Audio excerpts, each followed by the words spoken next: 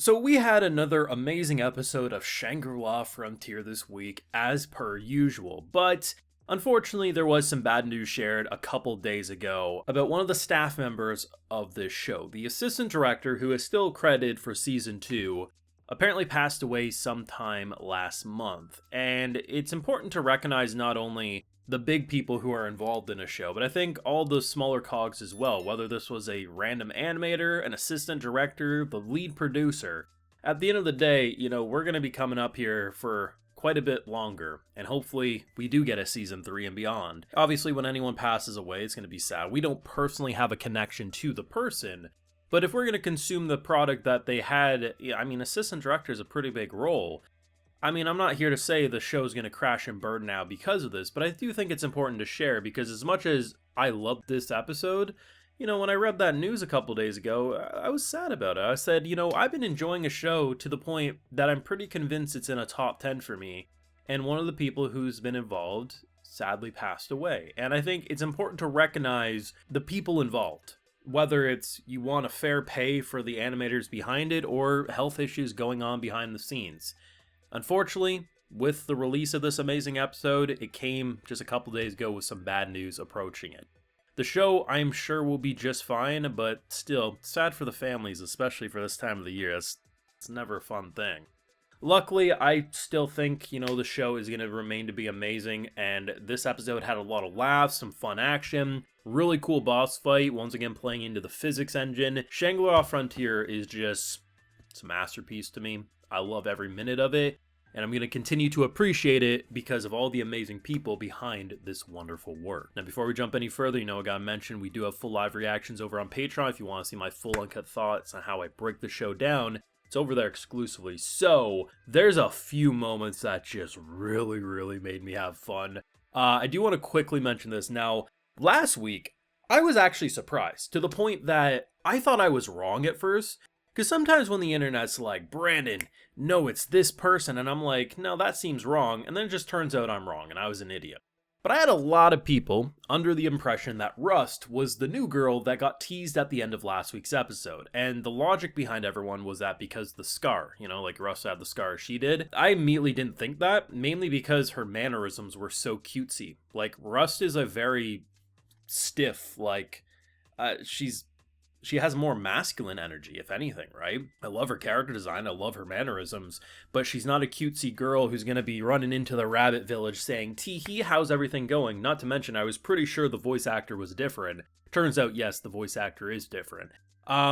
I didn't need people to confirm it, but they did have me second guessing it, but I did have source readers be like, that's a different character. And I'm like, yeah, I thought so, but it's interesting because I'm not saying people are dumb or anything for thinking it. Like, I can understand where the mind goes with that because of the scar, but you need the mark in order to get into the village. They confirm, actually it was a different boss seemingly. She fought a worm boss or something in order to get her mark, but either way, different character. 100%. Rust and Mold, who we're meeting up with hopefully next episode, it's different. Granted, if I come up here eventually with pie on my face, I'll own it, but it's a different VA, and I don't see how it's, because look at Sunraku, right? Like, people when they play these different games, they play their characters the same way, even if they have different character designs, the personality and mannerisms, right? That's just how it works. I don't know. That's how I feel about it. But yeah, no, different character. Like, her mannerisms, it's like cutesy meets masculine. Very, very different. But this episode had some fun to it. We get finally the new equipment that was in the opening. It's gauntlets. So that's what those are. So Sunraku was smart. He's like, I want to diversify my inventory, which he has already done up to this point. He has some more long-range weapons in terms of long swords, not just sticking with daggers and stuff, because it's important to have different utilities for different situations. So he wanted gauntlets. Buddy comes in. I don't know how they're going to work. I'm kind of expecting the crystals. I do think he can use it as gauntlets, like he can punch with them, but it almost gives me the impression the crystals are going to charge and launch a laser. Like, that's just the vibe I'm getting. The unfortunate thing is everyone's been there at some point in a video game. He can't equip it. Basically because he didn't have the stats for it. Now, usually in video games, you grind it up.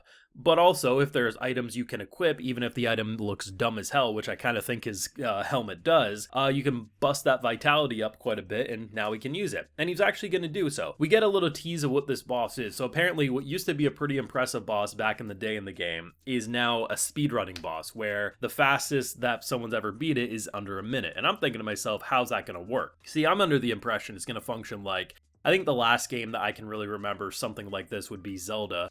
You know how in like Tears of the Kingdom you have those big stone, I forget what they're called, but you fight them and they bust into different cubes and there'll be like a little orb that's where you attack the actual thing. So I'm thinking Sunraku has to just break apart a bunch of the junk to expose a core, and that's how we do it. Actually, no, what he ends up doing is he does a duplicate doppelganger, skates around, and what he's going to do is that giant buzzsaw at the top, I guess the trick is to use it to break it, and then the force, because of the physics engine, will crush it.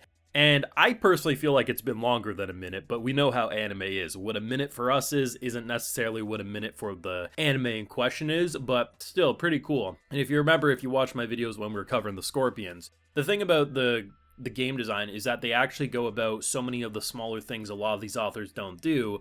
And a physics engine is one of them. The idea of how, they stop and they're trying to brace themselves so they don't obviously fall off the edge. But if there's a bunch of other scorpions pushing that central one, there's not enough force to stop it, and then they all come tumbling down. Seems like a small detail, but it adds a lot to the realism and immersion to a game that's supposed to be the best of the best, right? And just overall watching this episode, so many fun, cute moments. Tiger Zero finally gets recruited for what she thinks is a date, but really it's just, playing. But still, I thought it was going to be the biggest fumble in anime history, because when she logs out to collect herself, and Sunraku's like, damn, she logged out, I thought he was going to ask someone else. She actually responded, and it seems like she's actually going to be able to meet up with them.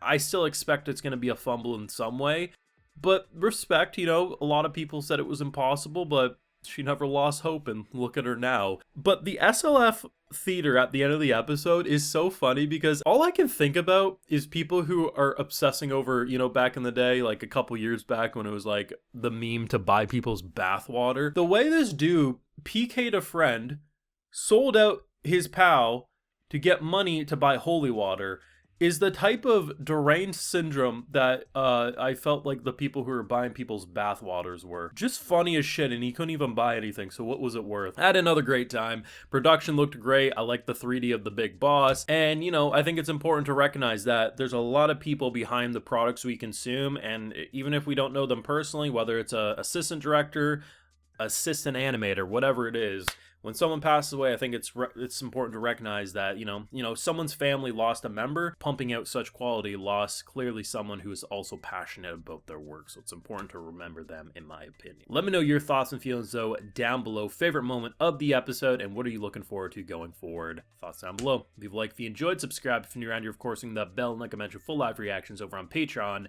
And hey, while you're over there, I'll also give you a video shout out. So today we got Zachary Barnett. Original name here, Brian Gonzalez, Cody Tiffany, Gled, Tiara's Grace, Torvac, and we also have Joseph Shirley. So I appreciate the support, everyone. Please take care, and y'all have a good one.